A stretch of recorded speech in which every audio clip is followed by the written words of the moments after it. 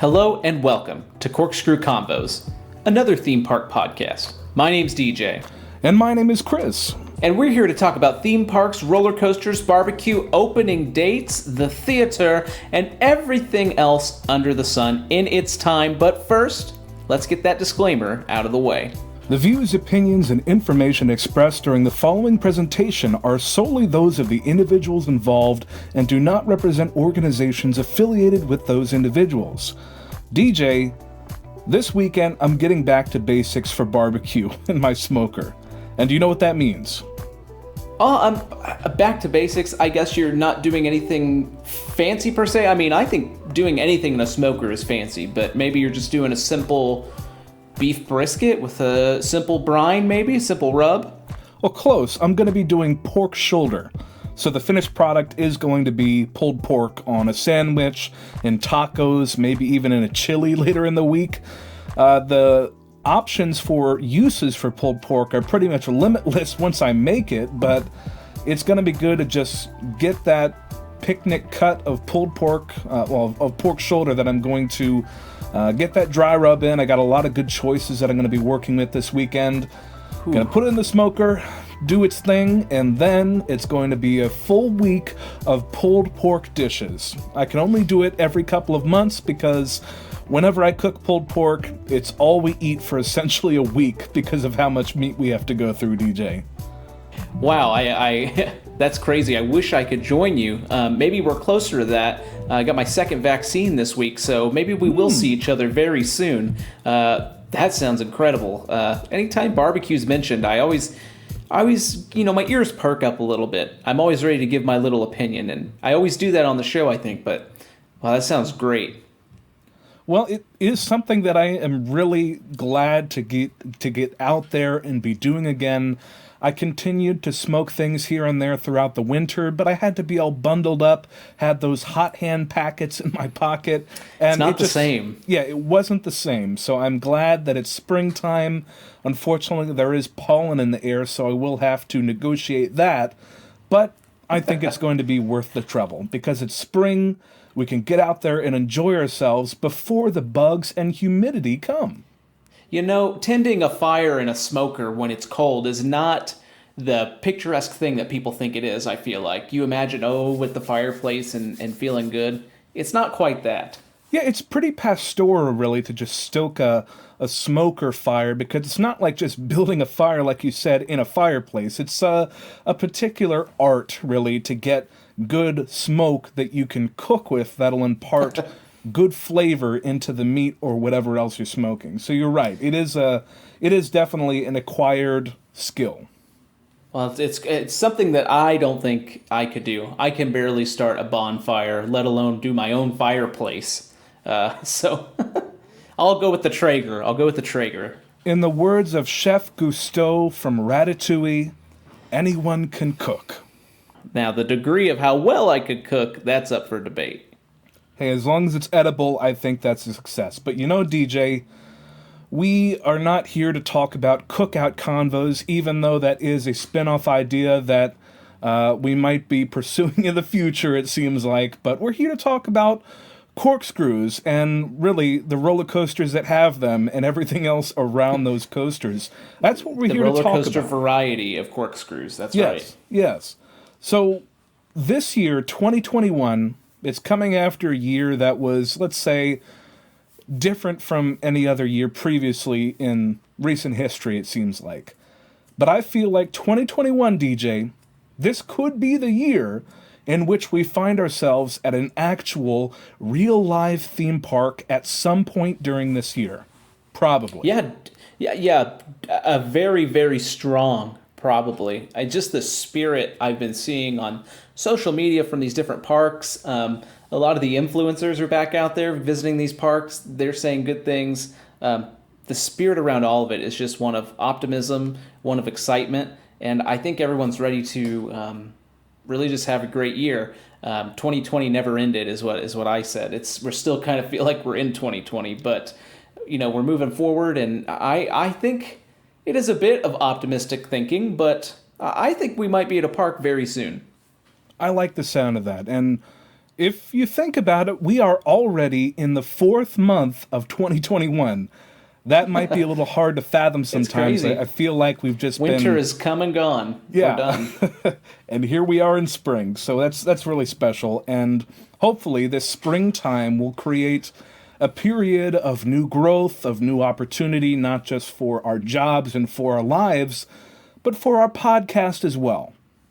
My partner and I went on a picnic this past weekend outside, and we were in the park that's right by our house.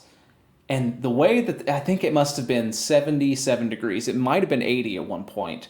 And there was a south wind blowing about 20 miles an hour. And I looked around at the trees, and we were just kind of sitting there in silence. And I said the most romantic thing. I said, this is theme park weather. I could just feel it. It's something about the south wind that you could just smell it in the air. I was ready to get in a queue line. I was ready to go. Yeah, I agree with you.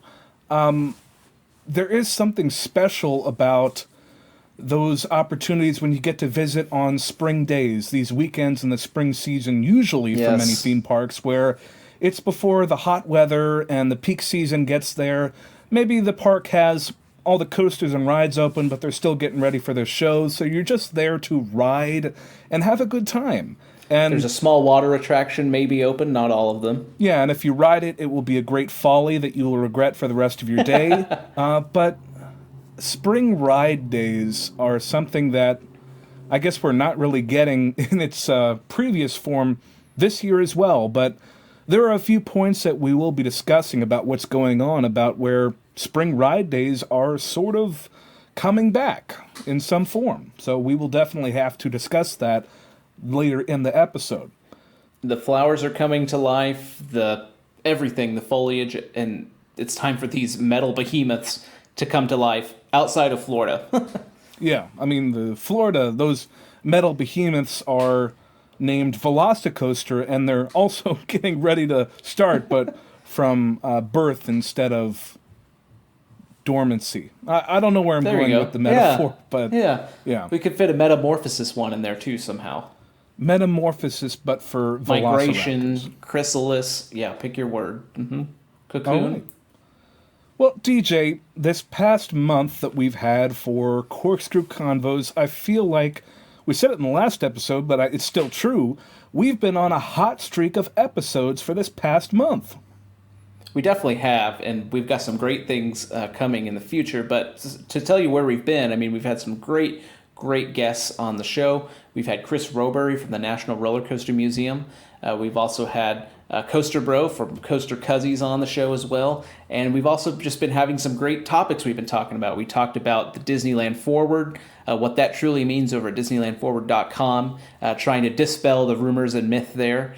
So follow along and join us, but be sure to keep all hands, arms, feet, and legs inside the podcast at all times. That's right. Follow along, join us, but be ready because it's going to be pretty thrilling. Have we told the listeners we've both been coaster operators before? I don't think we've said it in as many words, but yes, that is true. It gave me a little flashback saying that out loud. I like that. Welcome back. We hope you enjoyed your ride. At this time, please pull up on the harness, exit to the left, and have a great day here at Corkscrew Convos. Row 6. Oh, no. Yeah, there's a little bit of that, too, with operating. But we both have operated coasters here and there. We have operated some other kinds of rides, too. It's definitely an interesting discipline, I will say, to operate a ride. Maybe it'll be a good topic in a future episode about really what it means to be an operator of these amusement devices, because looking at other industries, the closest thing to it might be industrial work. There are a lot of similarities, a lot of similar safety protocols that are followed, but I think that is something that we should explore in the future, DJ, so thanks for bringing that up. Yeah, a lot of the times even those ride operating boards are, literally the same switches as you'd see on an industrial compactor or cutter or something you'd find on an assembly line. Very interesting. Yeah, good old Alan Bradley. But DJ, that's right. It is our 26th episode, so we are highlighting a roller coaster that opened in 1926. We got a big one this episode, DJ. Which one is it? Oh, well, I saw this one when I opened up the episode outline today, and I'm very excited. This is a ride that perhaps has a little infamous history around it, definitely a famous history as well. We're talking about the Crystal Beach Cyclone, located in Crystal Beach in Ontario, our neighbors to the north in Canada. 96 feet tall, 3,000 feet long. That doesn't sound too intense, Chris. Well, think about it for 1926, and before I forget, shout out to Canada.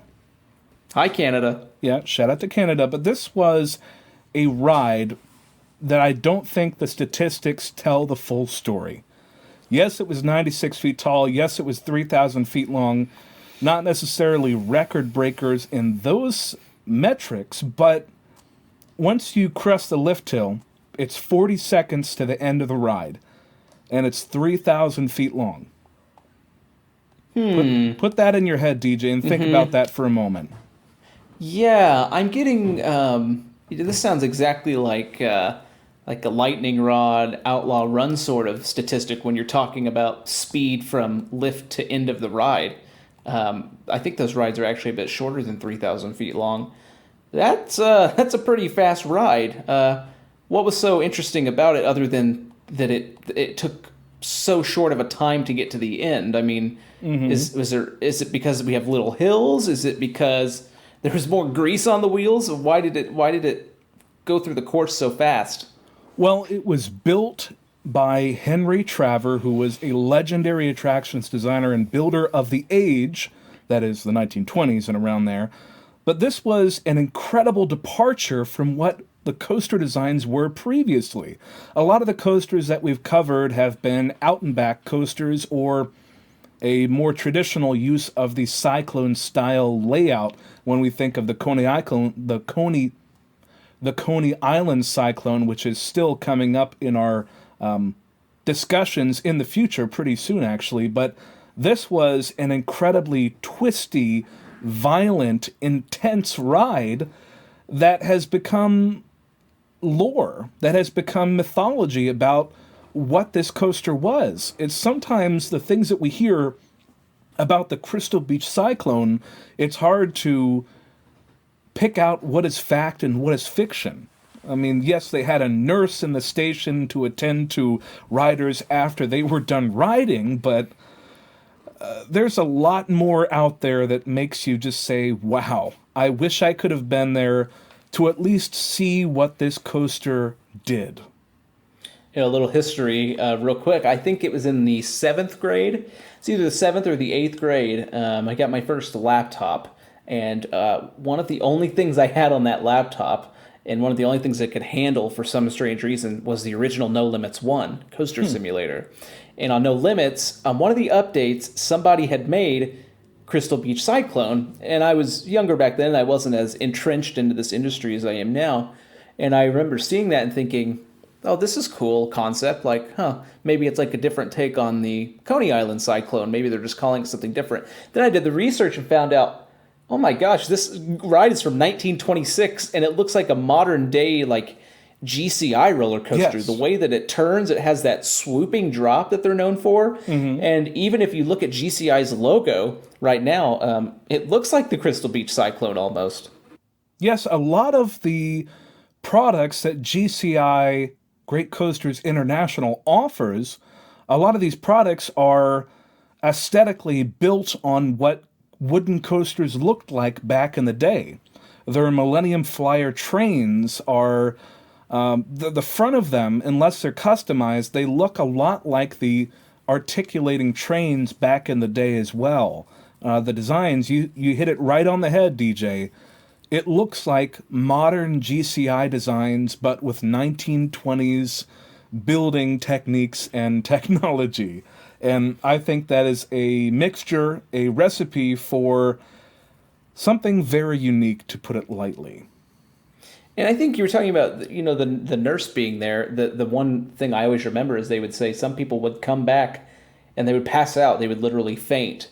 They couldn't handle the ride experience. And I think somewhere someone speculated that it hit over 5 Gs. I think I've read somewhere that someone said it hit 6 Gs before. My word. That's like being a jet pilot. And you wonder, like, did they do it on purpose? And, like, 6Gs for a very short amount of time, maybe that's not as big of a deal as we think it is. I'm not a scientist or an engineer, but the some of the more intense coasters I think of, they're nowhere close to that. I'm thinking of like Intimidator 305, some of the older B&Ms like Kraken makes me gray out sometimes. Some of the pretzel loops on something like the B&M Flyers, even the Premier Mr. Freeze rides kind of make me gray out a little bit. I cannot imagine 6Gs if that's true. Who knows? Unfortunately, the Crystal Beach Cyclone closed in 1946, so we will never know what it did to riders, the forces that were exerted along the course of this ride. But DJ, an interesting thing about the Crystal Beach Cyclone, this was an early example of a wooden coaster with wooden track, naturally, but it had steel supports. Yeah, so essentially a hybrid coaster, right? Yeah, it's a hybrid coaster in some ways. I don't know if it would hold up to the modern definition of a hybrid coaster, but it did have steel supports and wooden track. This meant that there were higher initial construction costs in procuring and assembling the materials for initial construction, but the trade-off, and why some wooden coasters that are even built today use this same style of steel supports and wooden track, is that it has lower long-term maintenance costs because there's less frequent replacing of that support structure now that it's steel. A few notable examples that come to mind are the Voyage at Holiday World and Invader at Busch Gardens Williamsburg. Those are two examples of these wooden coasters that have wooden track but steel supports. Yeah, and I suppose you're not replacing an entire wooden beam per se on something like that. More so, there might be a bolt that needs to be replaced or something like that. Whereas on some of these, more traditional wooden rides, the entire ledger holding up the drop might need to be replaced on some different elements every other year, depending on what the wear looks like there. But well, I wonder if it like, I wonder why they did that. If they knew back then, I always get into this place where I think people back so long ago, they had no knowledge, and that's just not true. I have to stop falling into that. People have always had knowledge on different things. Obviously, they didn't have computers to help them out, but I wonder if they knew, okay, this is going to be lower maintenance if we do steel, and if they knew that maybe a ride as intense as this would have to have steel supports. What do you think about that? I think it's plausible. I think there's a lot of research that could be done about Harry Traver, this legend of the industry about 100 years ago now, but we just don't know for sure. What we do have, though, is a series of quotes from people that have ridden the Crystal Beach Cyclone that have made their way to Wikipedia. So let me navigate to that right now. Excellent. Very excited for this. I'm sure we're going to get a lot of old dialect here, old phrases, perhaps. Old chap. Oh, old hold your breath, come DJ. Yeah. See, we're riding the roller coaster. That sort of thing. Okay, you ready for the first one, DJ? I'm ready. Let's hear it. Yep. Okay, let me get into character. 1926. I'm in Ontario, Canada. Here we go. Deep breath. Yep. You have to be extremely nice. You're in Canada. This is from Ed Cowley. The first couple of turns were knockouts. Then you got hit into that section, which is a figure eight, and that's where the people got stiff necks. You got thrown from one side of the car to the other so fast you didn't get a chance to prepare yourself. You must have been traveling at a tremendous speed through that figure eight. It was quite a blow, see? If you were riding with someone else, you'd get all mixed up with them, see? If you had a date, it could be quite fascinating, hands up or not. Oof. Oh my gosh. Come on, Ed. Well, that was the quote. Well, it was quite a blow from hitting this element. I bet it felt like you got the wind knocked out of you. That's crazy. Yeah. Well, here's another quote. This is from Irma Andrews, who piloted biplanes, according to Wikipedia, and later became a registered nurse, but she rode the Cyclone, and here is what she had to say. Wow. Here we go. Let me get back into it. I rode the Cyclone a lot. I was quite used to thrilling rides, ho-hum passe, but it was a real pisser. At one point, it looked like you were going to go right into the drink, because the ride was built on stilts, you see, and it jetted out of the lake, so you'd turn and swoop down right there. They had a nurse stationed at the end of it because people would come off sick or injured. One time they put me in the seat with this boy who was riding alone, and by the time the ride was over, I was in that boy's lap, holding on to him for dear life with my face in his neck. I don't know how I could have ended up there. They snugged that bar right down tight, you see, on the laps, because they didn't want anyone to fall out. But the ride was so violent that I guess we got mixed in with each other. I was embarrassed and started to leave. But I guess the boy didn't mind any. He was laughing and grinning, see, and by the time I'd extricated myself from his lap, he'd already given them another ticket, and we were off again. This is literally like a bench seat with a steel bar coming down on your lap. That's all it is. And dear listener, I do apologize that my accent sort of faded. I'm not a great character actor sometimes. I got to work on my great. accent work. So I love that both Ed Cowley and Urban Andrews had the same exact voice. well, I need to do more dialect work if I'm going to do that. But this was just a one-off bit. But that was those quotes from the Crystal Beach Cyclone in Crystal Beach, Ontario, a legendary wooden coaster opened in 1926, an incredible legend of the roller coaster history. Thank you, RCDB, for the information, and thank you, Wikipedia, for your unsourced information as well. I would highly encourage anyone listening, if that's you, dear listener, go to rcdb.com and look up the Crystal Beach Cyclone. You will see this thing and wonder how this existed in 1926. Yes, it is incredible. Corkscrew Convos cleared for dispatch. Let's dive in.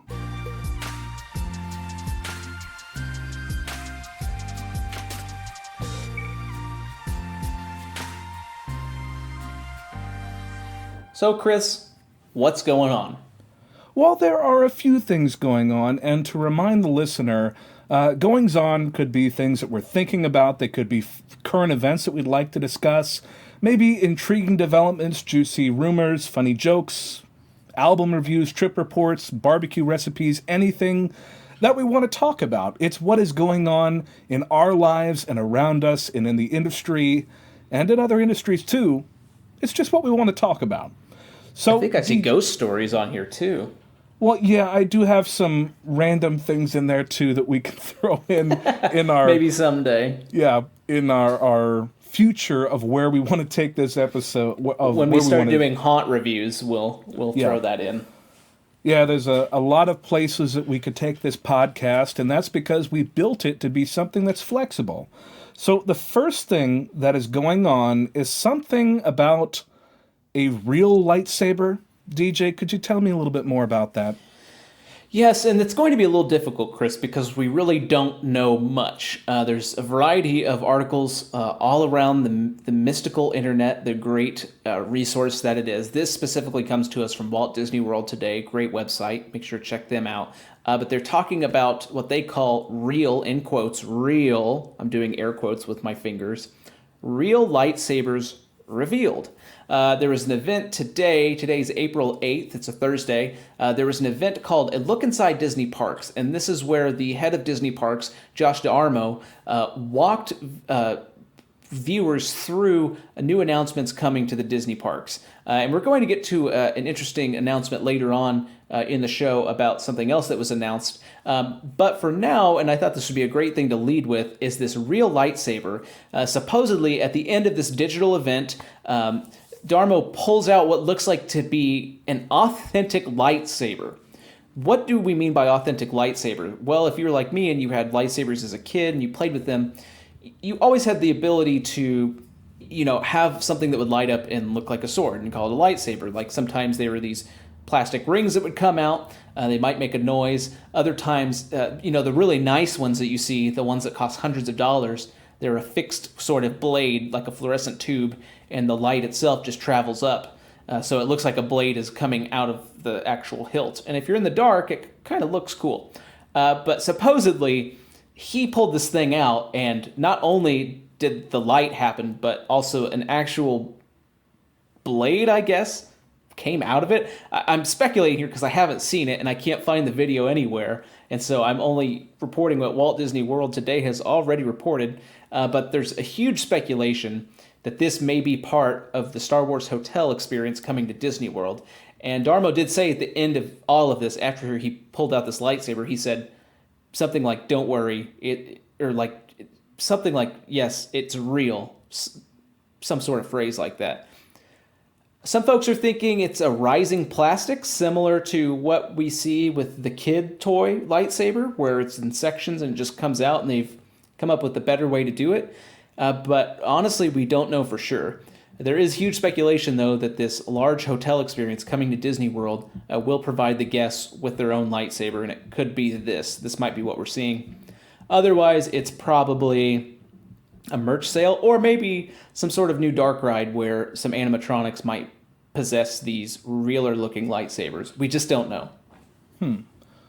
Well, I think that for the price that people will be paying for visiting this galactic star cruiser, they have to make something that is next level for every aspect of the experience. And I think that does include lightsabers as well. It's more than $200, it seems, to make your own lightsaber at Savi's workshop in Galaxy's Edge. I don't know how they're going to fit that into the experience in the Galactic Star Cruiser. Maybe they'll have a private show at Savi's workshop where they can create this next level of a lightsaber, and then maybe they bring the regular people back in afterwards. We just don't know yet, but I do agree that this is very interesting to hear about, and maybe someday I'll get to go on that spaceship cruise thing that is the Galactic Star Cruiser. Yeah, I remember reading about it when they were talking about that originally. Like, they were saying how immersive it's going to be. Like, you could pilot the ship or do your own mission or something like that. It's going to be crazy. I definitely want to stay there. Soon enough, DJ, soon enough. I feel it in our future. The Force tells me so. Chris, what story do you have for us today? Well, out of New Hampshire, Santa's Village is a nice little amusement park in New England, and they're offering free housing for college students that work at the park this summer. And this is coming out of the local CBS affiliate out of Boston. They are offering full-time seasonal work at the park, and as an added perk, they're going to be offering free housing and utilities for college students during the summer season that work at Santa's Village. So, this is a big development for this smaller park to get into, because you look at many corporately owned regional parks, they already offer housing in many cases and transportation to and from the park with that housing, and oftentimes enrichment activities, employee nights, barbecues, things like that, and trips to nearby attractions as ways to attract inexpensive workers in a relatively strong job market, as it has been for much of the past decade. But now, the job market is not as strong, but interestingly, wages do continue to rise in some markets because of legislation on the state and local levels. And what does that mean? It means there is now more competition for these workers in different regions around the country in the United States. So we see Santa's Village doing what many other operators are also being forced to do now to find workers. They are really providing perks as a way to compete for workers with not only other parks, but other businesses that would hire these inexperienced workers that are maybe in college or just out of high school. Cedar Point, Busch Gardens, Williamsburg, Silverado City, Disneyland, Walt Disney World, Kings Island, and a ton of other parks all have some form of employee housing.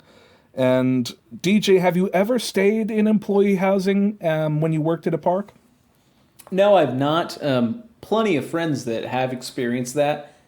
I will say, if I was back in college, I definitely would have done this. This was a reason that I really did not go somewhere else and work at a park, to be honest. I knew it existed back then. I think it just wasn't advertised as well.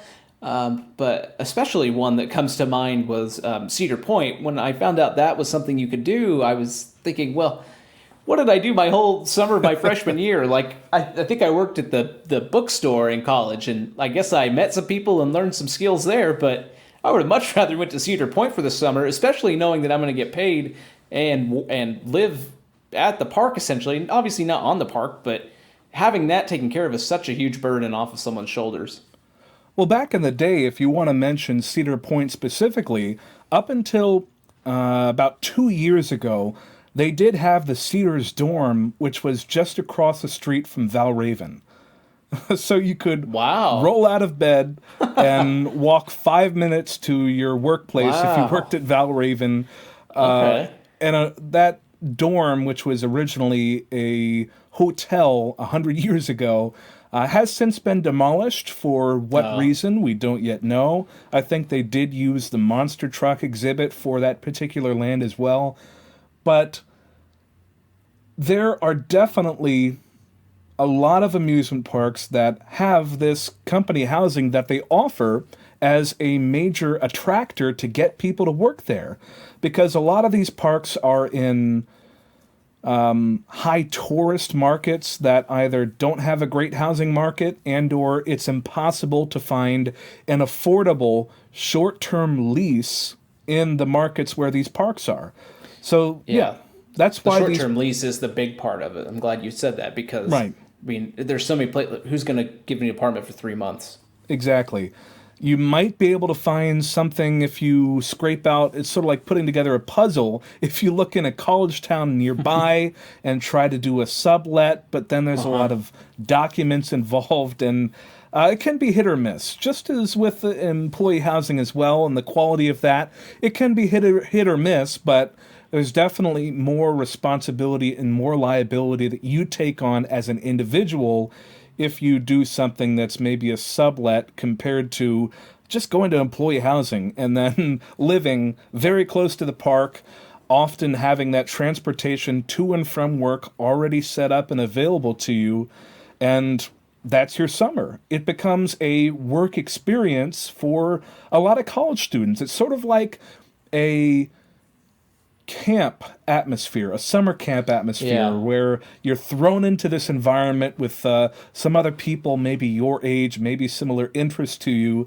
and you're doing work, but you're also having a great time in a lot of cases because you're in a new location, new surroundings, new friends, but also new responsibilities that maybe you haven't done before. If this is your first job that isn't working at an ice cream store or something like that.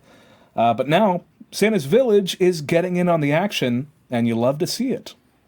And I'm certain we will see the first Facebook class of 2021 housing some sort of Facebook group for all the people that are going to live there. I can just see that having it being a yearly thing. Oh, definitely. Maybe they'll even have yearbooks. I think that some parks do that, and it's great to look at them in the past.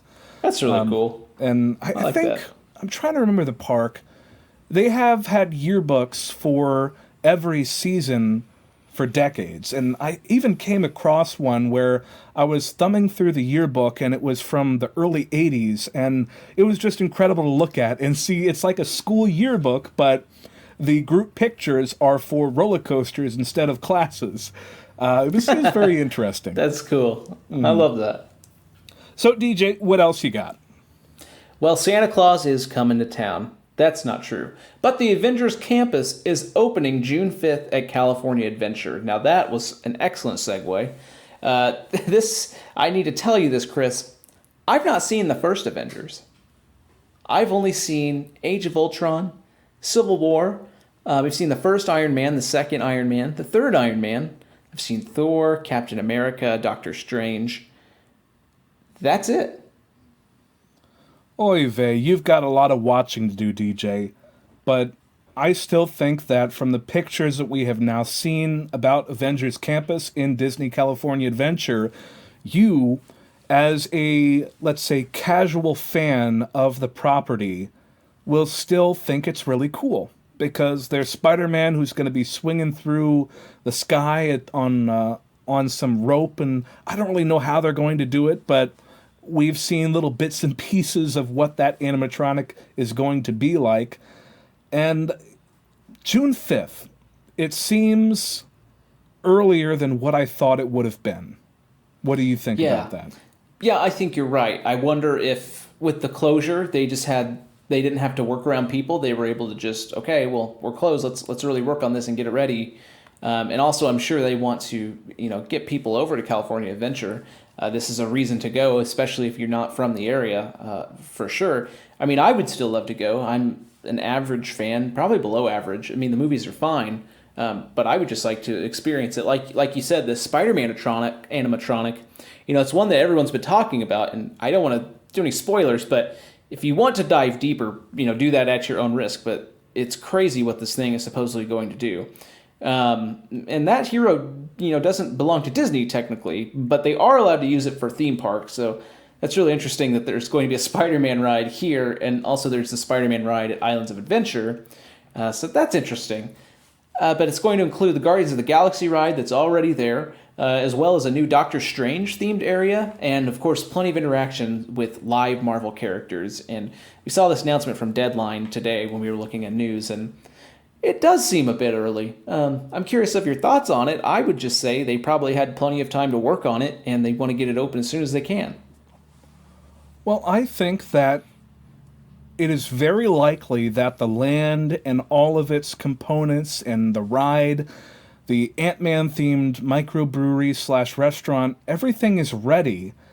But to open it in early June, when the resort as a whole is ramping up opening for late April, I think it's extremely likely that the resort will still be quick to sell out reservations through the rest of this summer, at least because of the capacity restrictions. So it's very interesting that they're choosing to open Avengers Campus when they're not necessarily needing that extra factor in bringing people in. Unless, and I just thought about this, unless Avengers Campus opening up that new section of California Adventure will increase their capacity enough that they can sell that many more tickets daily to see some return early on. Yeah, that's exactly what I was going to say. Or there could be possibility, too, that maybe there is some insider information with the California government of saying if things are going as they are with vaccinations, maybe we'll see some of this stuff lifted. Who knows? That could be. Maybe I think that's on the bottom scale of what could happen. I think what you're saying is more likely right. Well, I do look forward to seeing the coverage and the videos and the pictures of Avengers Campus coming to Disney California Adventure, because I was there on the final day of A Bug's Land at Disney California Adventure. I rode Heimlich's Choo Choo Train. I rode the little bumper bugs. It was a good time. And as I walked out, I put my hand over my heart and I said, oh, I'm going to miss this place, but I hope that Marvel is something good at Disney California Adventure. And I think that will be the case. I've not seen A Bug's Life, by the way. Should we move on to the next topic? I don't know what to say to that, DJ. It seems like we haven't seen anything. But what else is opening now in early June? This is the one we've been waiting for, I think. We have the opening date, Velocicoaster. We know when it's opening. It is not 2022, as was reported on Universal's Twitter on April 1st. No, on April the 6th, I believe, on their Twitter, Universal announced opening June 10th, Velocicoaster. It's happening. It's going to be intense. Perhaps the most intense ride at Universal. Right up there with Hulk. Has to be. I mean, two different ride experiences. But I'm curious, will we see a soft opening with this? Universal's known for soft opening their attractions, which becomes more of a real opening because it just sends people flocking, because it just spreads like wildfire whenever that happens. People are on social media. They say, oh, it's open. They've always got signage saying, oh, this experience isn't 100% what it should be. You may experience some glitches in sound or a different experience than what's intended. But I think there's a high chance we will see a soft opening. What do you think about that, Chris? I think they have to. For something like a major new roller coaster to iron out the experience, to have the operators work with a steady stream of riders before the grand opening, they have to put people in the ride. They have to replicate the real operational experience to get people ready, because the only way to do that is to have people in those seats riding. That might be achieved through a team member event. It could be achieved through soft openings. If it does happen to be a soft opening or a technical rehearsal, it has to be some sort of lottery system through a virtual queue in the Universal app.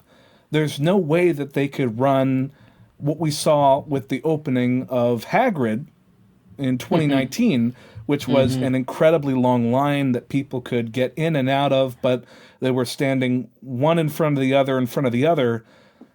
That just isn't in the cards right now.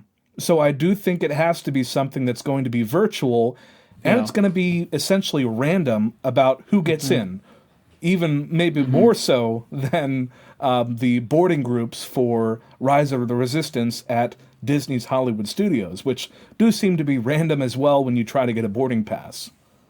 Yeah, it harkens back to 2017. I was at Universal, and Jimmy Fallon had not yet opened, but when I was there, they were doing a soft opening, technical rehearsal, and so they used their boarding system, which is also unique to that ride, too. That's something to remember, but I think it's definitely something they could do and wouldn't have much problem with it. You're definitely right, though. You don't want the same issue as you have on Hagride with what they did have, but really the only way to emulate a real Universal Orlando crowd, Team Night's not going to do that. Really, you have to do some sort of real-life guest to really get that capacity down, get those operations how they should be, make sure everything's moving along efficiently and safely. I think they have to do it. Now, I am personally, and I want your thoughts on this, Chris, I'm a little disappointed with this ride about, especially its proximity to Hogsmeade. Obviously you look across the pond, the lake that's there, you could see all the rides. I mean, you see Hollywood Rip Ride Rocket, then you're going to see Velocicoaster and Hulk, and then you see Hogwarts Castle. Like, okay, not very immersive. But when you are in Hogsmeade, when you're Diagon Alley, it's very immersive until you sort of leave those areas. But now it looks like, I believe in the back of the Leaky Cauldron or the Three Broomsticks, I can't remember which one. Three Broomsticks. You've got two pieces of giant track of Velocicoaster right there with this LED train. I wonder if that takes folks out of the immersion there. Well, DJ, are you aware of the changes that they've made to that border wall along that seating for the Three Broomsticks? Not at all. Not at all. Where previously there were, I guess, turret-style walls with these large gaps that you would look over to see vegetation, all that has been cleared out and they put a roller coaster in its place. So in these gaps, they have built up an ivy addition to sort of block it and insulate that seating area more. And look at the design of Velocicoaster. The peak of it, the top hat, is on the other side of the Jurassic Park land. Right. It's that section that has the very interesting looking helix with the reverse banked hill at the top and all of that. It looks amazing, but it's very close to the ground, especially when you look at the height of the other sections of the ride as we get further away from Hogsmeade. They've clearly been working on sightlines to make sure that the experience is preserved in the Wizarding World. Well, that's good to hear. I haven't been following the construction anymore after it's been completed. I'm just like, okay, I'm going to wait. Not going to watch the POV. Don't want to see what happens on the inside. I've ruined the whole outside for myself, but that's really good to hear. So I guess they're keeping some immersion. It'll be good. I guess I shouldn't doubt. I know they're smarter than that, and it sounds like they're saving that experience. So that's good to hear. Good to hear. But again, June 10th, Velocicoaster. Can't make any promises if you go before that, but if you do, you might get a soft opening. Who knows? No promises. You didn't hear it from us, but who knows? You said it. I literally have no idea. I'm going off of the track record of myself and Jimmy Fallon, the ride, so that's my litmus.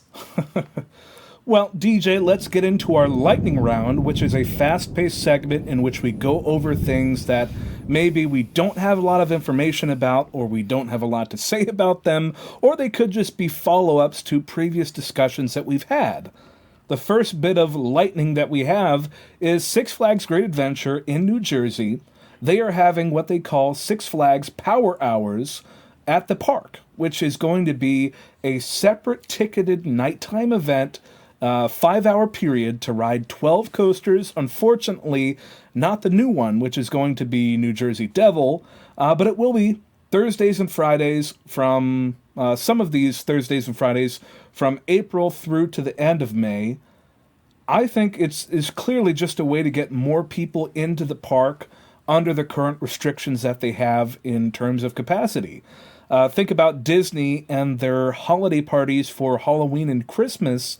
They sell a ticket for the regular day experience, and then they clear out the park, and everyone who doesn't have the ticket for the nighttime experience has to leave. But then they let in more people that have just that nighttime ticket, and now they essentially have 2 park days worth of tickets in one day. So with Great Adventure working with this finite amount of tickets that they can sell, it really makes sense that they are expanding their operations in this way. And thinking about the event, it's probably going to be less frills, maybe less staffing in different parts of the park, because it's just the coasters. They're going to have some food, some music, free parking, that's a great plus, and surprises that they don't go into. What do you think about it, DJ? I can't speculate on what surprises might be. I'm thinking maybe some drink locations might open up if they're allowed to do that in that state. I don't know. Maybe, hear me out on this, maybe we'll see a soft opening of Jersey Devil. Again, who knows? Probably not. That would be a big surprise. Probably not. But, it's definitely a coaster-focused event. I think it's both right up our alleys, something we would go to. I think the normal ticket is $30 if you're not a season pass holder. I think a season pass holder, it's only a $10 ticket or something like that. Might even be $5. It was something astronomically low. But it is great that they have the 12 coasters open. You've got, you could ride the tallest ride in the world, King Dakar. You can ride El Toro, which is consistently ranked in the top 5 wooden roller coasters in the world, sometimes top 3. It's been number 1 many times. You get to experience a stand-up. They've got Green Lantern there. They've also got Nitro. A lot of people say that's one of their favorite B&Ms. Really some great rides. And also, what is that ride called? Lost Mountain? They're doing like some sort of change to it. It's like Lost Mountain remixed or something like that. I can't think of it. It's an indoor ride. I want to say it's Lost Mountain. I know that's wrong. Skull Mountain? Skull Mountain, maybe. Or is that Texas? No, well, there have been a few Skull Mountains in Six Flags parks, but if I Forgive had to me guess, for not knowing. No, it's fine. If I had to guess what these surprises would be, I think they'd be Looney Tunes characters walking around. I don't have my hopes up for it to be something wow, amazing. I think it's just going to be little surprises, little bits of dance delight. Party or something that pops up. Yeah, where they're going to have some of the Looney Tunes characters just come out for meet and greets or what have you. But it does sound like a good event. It's a creative way to get more tickets sold per day and really work around their capacity limits that they have right now. If I lived closer, I would probably be going. I'll say that. Yeah, same here. I mean, it's something I would definitely do. Could it be worth a flight out there? Maybe. I've never been to that park. I could ride all 12 rides, and I know crowds are going to be, all 12 coasters, know that crowds will be pretty minimal. Maybe it's worth it. I don't know. Well, heading over to the other coast of the United States, SeaWorld de San Diego is opening as a theme park for the first time in over a year on April 12th. And this is from the Times of San Diego. Doesn't look like Emperor, their new B&M dive coaster with that huge vertical drop and the wide trains and the sweeping maneuvers. It doesn't look like that's going to be open. But this is a return to SeaWorld San Diego as a theme park, which is something that we haven't seen for a while. No, I don't think Emperor will be open. It doesn't look like it will be. They did mention Electric Eel, the call out there, San Diego's tallest and fastest roller coaster for now. Cool. Yeah. So, that's an interesting park. I've heard it's one of the more beautiful parks out there as far as just scenery and the vegetation. It's definitely in the top of just aesthetic in the SeaWorld chain for sure. Yeah, it's right on the bay. Yeah, and they had been open as a zoo before this. They were licensed zoo, which in California they were allowed to be opened. But that's a place I would love to go too. I've heard the weather in San Diego is literally some of the best weather year round. I know we both have a mutual friend out there. I'm sure they're excited that the park is opening up as an amusement park, as an actual theme park. So, some good news to report as things are opening up. And one final piece of news I do want to talk about in the lightning round, we've also seen some full testing of Pantheon happening as well since our last coaster podcast that we've done on Corkscrew Convos. We've seen full trains at Busch Gardens Williamsburg. We've seen these trains moving through the course, people going to the park trying to get some sneak peeks of this Intamin launch coaster. Exciting stuff there as well. We're seeing some life in that coaster, and maybe it will open soon too. Who knows? Yeah, with Pantheon and all of the other new SeaWorld roller coasters, it's interesting to try to track what the progress is on them because... That's true. They're all like that, aren't they? You've got Iron Gwazi, you've got Icebreaker, yet to open. Yeah, and Emperor and Pantheon. So it was originally, these were all for 2020. Then 2020 happened, so they were pushed to 2021. And then I think it was pushed to summer 2021. And now the official language, if I'm not mistaken, is anticipated opening of 2021. So they are putting up their disclaimers now, it seems like, about some of these, or all of them, maybe might not open this year. I don't know yet what will determine if we will see any or all of these coasters open. Of course, as a fan and someone that closely follows the industry, I'd love to see these coasters open as soon as possible, but there's a lot that goes into whether or not the coasters are ready and whether or not the parks are ready to operate an additional coaster with additional staffing and, in all of these situations, additional restrictions that they will then be opening this new roller coaster under. So it's a lot to consider, but I do hope that we see some of these new coasters opening soon. And with that, it is time to hit the brakes, but we are not done yet, Chris.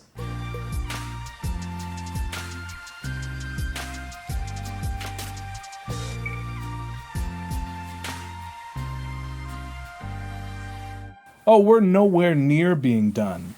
Except, listener, if you look at the scrubbable timeline of this podcast, there's probably only a few minutes left, but that's just how the cookie crumbles. I love that you can predict the future before you publish the episode, as if we're not going to go into an hour-long conversation. Well, who knows? We might. We just have to see if we have a tangent that has enough meat on the bone for us to do that. But DJ... we hit the brakes, so let's talk about Facebook, Twitter, Instagram, email. These are ways that you can have a corkscrew conversation with us. We are Corkscrew Convos on Facebook. On Twitter, we are Corkscrew Convos. On Instagram, Corkscrew Convos. And on email, we are corkscrewconvos@gmail.com. Wow, we made it really hard to remember all of those. Well, I do trust the listener to... take that responsibility, commit these to memory, and when the time comes that they have something to say, be it a listener question or a comment or a complaint, any of those, they know how to get in contact with us. And for each of these different platforms, we do some things that are slightly different. On Twitter, occasionally I'll make a nice meme or interact with other people. There's a lot of fun people that just say funny things about roller coasters, and sometimes we retweet them. Sometimes we say our own funny things, though. I won't get us out of that. On Instagram, we have some pretty pictures. Hopefully soon we'll have more pretty pictures that we can post on Instagram. And on Facebook, it might be a little more long form sometimes. Sometimes it might be discussions that we try to start or articles that we come across. So really, there is a reason to follow the show on each of these platforms in addition to the service that you use to listen to this podcast. Yeah, absolutely. And, what we really prefer, too, is if you have the time, you've made it to the end of this show, you haven't turned it off, you deserve that golden star. We're impressed with your thoroughness. We encourage you to follow us wherever you're listening to us on the podcast platform of your choice, wherever that might be. And specifically, if you're listening to us on Apple Podcasts, we would love to have a 5-star review from you on Apple. We would appreciate it. We'll read it out, give you a shout out on the show, but it really does help us. And what's really great about following us is having the ability to have us in your queue. You don't have to look for us. We're there. You're ready to listen to us when's most convenient for you. It really doesn't get much easier than that. So be sure to follow the show. We can no longer say subscribe. That language has gone to the dust in 2021 moving forward. It's a new decade, so we don't say subscribed anymore. But be sure to follow the show. And, of course, check me out on Twitch, DJ Forfire. We're still going to get Chris on there at some point. We were on Planet Coaster last weekend, so maybe something will happen this weekend. And definitely look out for our Instagram specifically, because I've been planning some things. I've been telling Chris about it, and I think we're going to have some new photos here pretty soon. Oh, it's going to be special. I am really looking forward to seeing the new content that we are going to be having rolling out. It's looking great preliminarily. Rolling out. I like that. Rolling out. Oh, yeah. Roller coaster. Pun unintended. Or was it? But until next time, my name is Chris. And my name is DJ. And this has been another Corkscrew Convo. Thanks for listening. Thanks, everyone.